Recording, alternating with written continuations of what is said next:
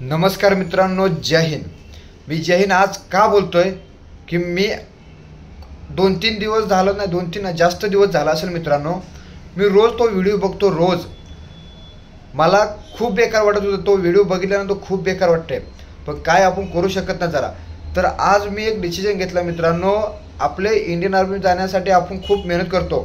कमसे कम काय जण तर ना 10वी झाली का त्यानंतर तयारीला लागतात, म्हणजे 15 वर्ष झाली का माणसं तयारीला लागतात आणि आर्मीमध्ये जातात आणि तिकडे त्यांचा छळ केला जातो.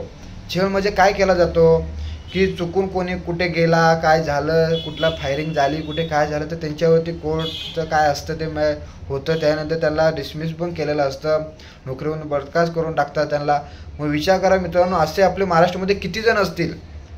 आज एक चंदू चव्हाण हा मुंबईमध्ये भिकाऱ्यासारखा वाटे घेऊन ना भीक मागतोय. स्टेशनला जातो, आझाद मैदानाला जातो, कुठे जाईल तिकडे त्याला पोलीस अडवतात.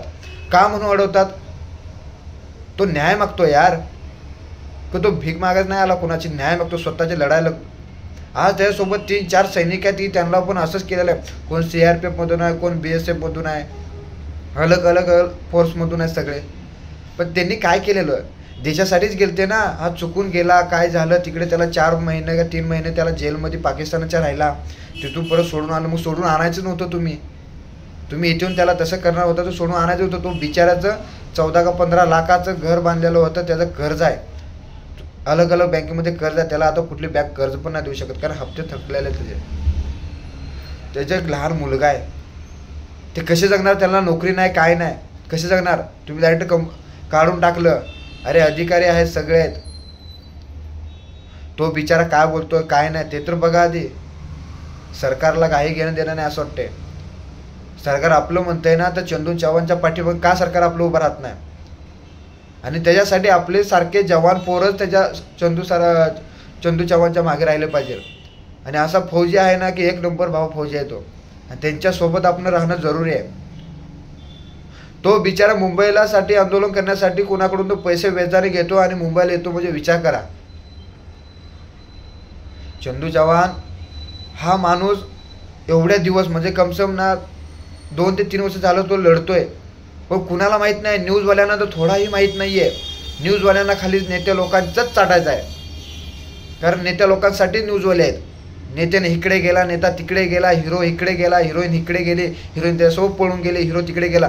पण त्याच्यासाठी जो जगतो मरतो त्यांच्यासाठी काही घेणं देणं नाही, काहीही घेणं देणं नाही आहे.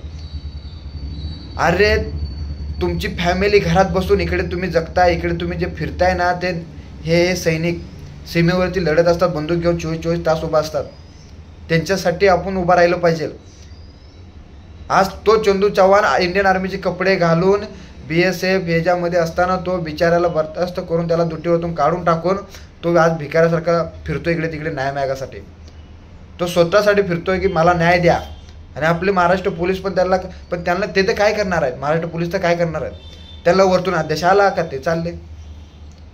त्यांचे थोडे आपले हे आहेत, त्यांना पण बेकार वाटत असेल, पण ते तर काय करू शकतात? ड्युटी करायला लागते, सगळ्याला आहे ते. पण चंदू चव्हाणच्या सोबत सगळ्यांनी राहिलं पाहिजे. आणि हा व्हिडिओ सगळ्या शेअर केला पाहिजे मित्रांनो, कारण चंदू चव्हाण आपला माणूस असा माणूस झाला आहे ना की खूप म्हणजे खूप त्याला काळाची गरज आहे. अरे मित्रांनो, नोकरीवरून काढल्यानंतर असं आर्मी फौजमधून काढल्यानंतर कुठेही नोकरी भेटत नाही असं केलेलं आहे त्याला. ना शासन गव्हर्नमेंट नोकरी देत आहे, ना प्रायव्हेट नोकरीमध्ये. कारण PUC काढायला गेलं तर त्याला इंडियन आर्मीमधून काढलं म्हणून सांगत आहे.